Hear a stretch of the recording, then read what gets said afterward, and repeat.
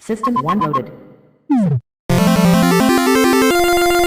In 2019, the landscape of anime was not what it is today. While some people might like some of these shows, nothing was quite popping off other than a few standouts like Fire Force and Dr. Stone. However, on April 6th, 2019, a new shonen series would air that would change things. And that show was Kimetsu no Yaiba, also known as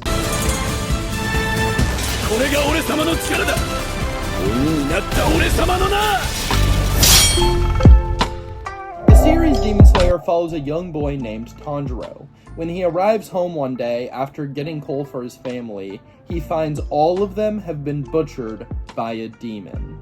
Only his sister remains, but she's been transformed into a demon herself. So from this point on, Tanjiro dedicates himself to becoming a demon slayer, murdering the head of all demons, Muzan Kibutsuji, and hopefully turning his sister back into a human. Now I'll just say this, Demon Slayer is up there as one of my favorite anime of all time. It's like Demon Slayer, Hunter x Hunter, and Black Clover is my all-time top 3.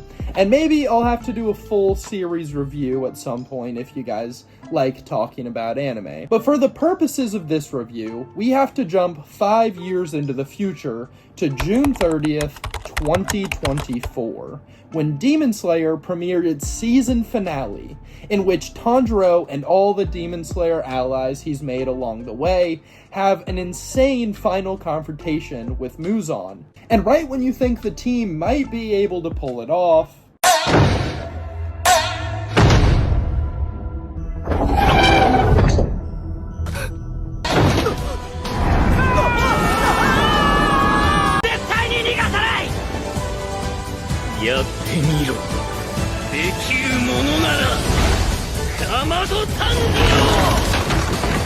a while after this massive cliffhanger, it was officially announced that Demon Slayer would not conclude its story with another season, but instead a 3-movie finale to actually premiere in theaters worldwide, and all of them being 2.5 hours long. And with that history lesson out of the way, we finally arrive at the topic of today's video.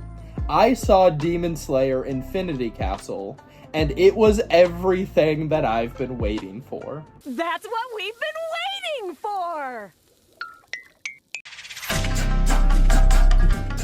So this movie looks like no other anime I've seen before. I mean, the budget on this thing had to be massive.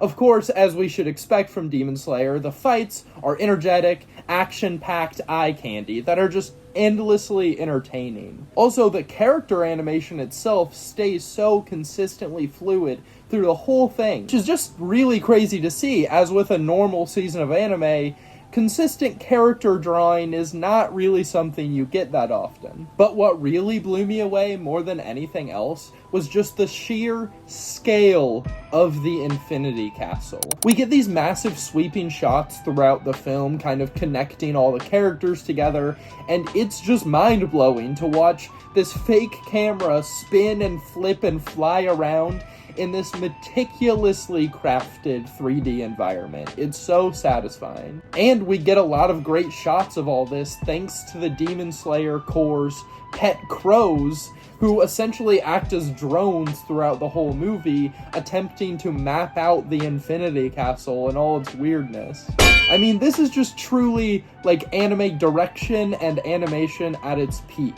I can't think of anything that looks better than this right now.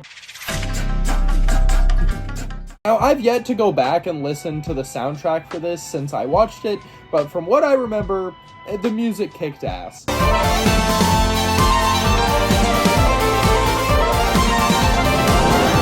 I'm not nearly as well versed in music as I am film, but I do have an album called Bell. The link is in the description of every video I upload.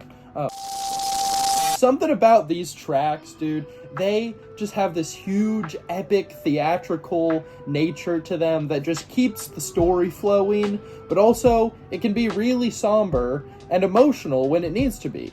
And trust me, if you know Demon Slayer, you know this shit gets emotional.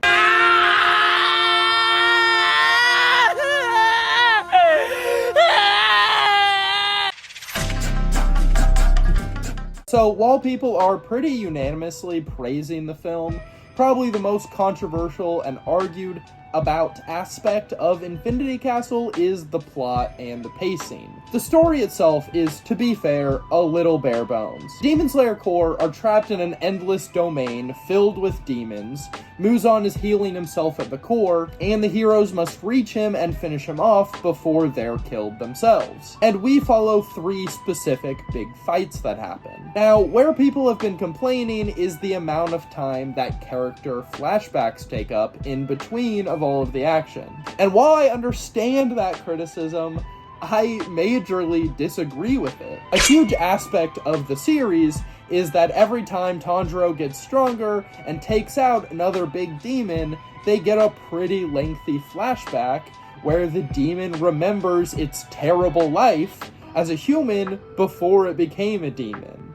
And we get a chance to kind of empathize with it and understand why it became the way it did before it fades away forever and goes to hell. These tend to be some of the most powerful and heartfelt moments of the show, so I don't see an issue with continuing that format into the film, because the character drama and backstory is meant to be just as interesting as the cool, flashy fights. And to me, they are. Zenitsu gets to fight Kaigaku. They previously both trained under the same master, until Kaigaku wanted more power and he agreed to become a demon, bringing so much shame upon their master that he killed himself. This fight is beautifully animated, and it looks awesome, but it wouldn't hit as hard without the backstory. And the main event fight, Tanjiro and Giyu versus Akaza, a demon Tanjiro has faced before and lost to, in the most tragic death of the entire show's run. If you are feeling disheartened,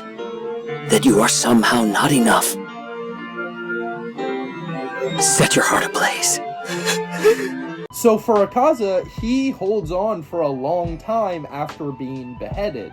His flashback story taking up probably like 20 minutes of screen time. But for me, it all works really well. I almost forgot that we were in flashback land at one point because I was just crying over the insanely well-written, like, short story that was within the movie. So if this stuff doesn't work for you, like, I get it. It's a little slow, it's a little dramatic, but maybe just save yourself the money on the movie ticket and stick to watching, like, anime fight compilations on YouTube, because you're probably just in it for the action. I love this movie. It's an easy 10 out of 10 for me, and I cannot wait to see how the story wraps up in these next 2 movies. And yeah, with the film opening to $70 million in the United States, making it the highest grossing anime movie ever, I think it's safe to say that Infinity Castle 2 and 3 will be on the way soon. Thanks for watching, and I'll see you next time. ネズコの初の音声入りぬいぐるみがついに登場。鬼滅の刃、ずっと一緒、おしゃべりねずこ。炭治郎のようにねずことずっと一緒。